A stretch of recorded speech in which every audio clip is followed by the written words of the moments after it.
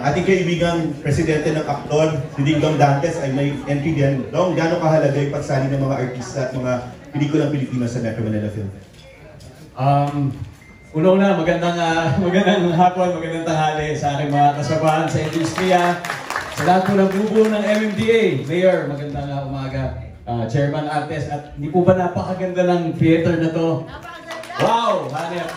And mahalaga po siya dahil nararamdaman ko po na for some reason, malakas po ang taya ng bawat isa dito po sa itong Metro Manila Film Festival.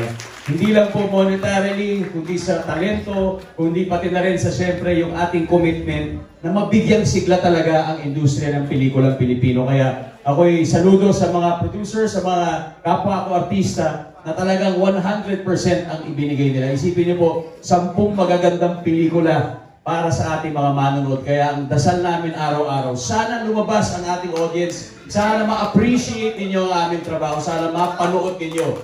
Dahil sa tingin ko, ngayon po, especially with the help of the NMDA, malaki rin ang kanilang commitment, ang kanilang pagtaya dahil naniniwala po sila sa ating industriya. Kaya maraming salamat muli at sana masuportahan ko ang ating mga pelikula dito sa paparating na December 25. Sa darating na Metro Manila Film Festival. Nice the expectations, I guess, and what also can the audience expect from you?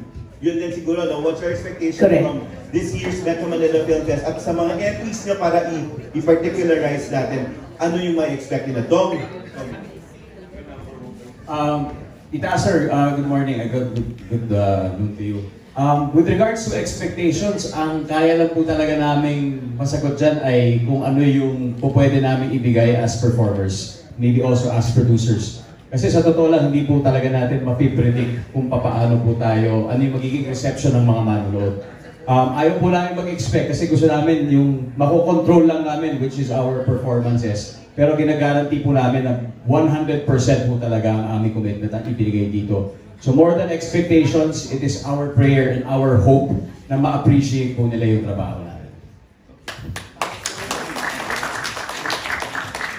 The first one to come in will be we have to go, but we recognize Dingdong Dantes, who's also part of the beneficiary kasi siya kasama na rin, si Alden kasama rin ng Mowel Fund para magbigay ng mensahe. Yes, para sa akin po, and apologies kasi I have to leave my family feud po.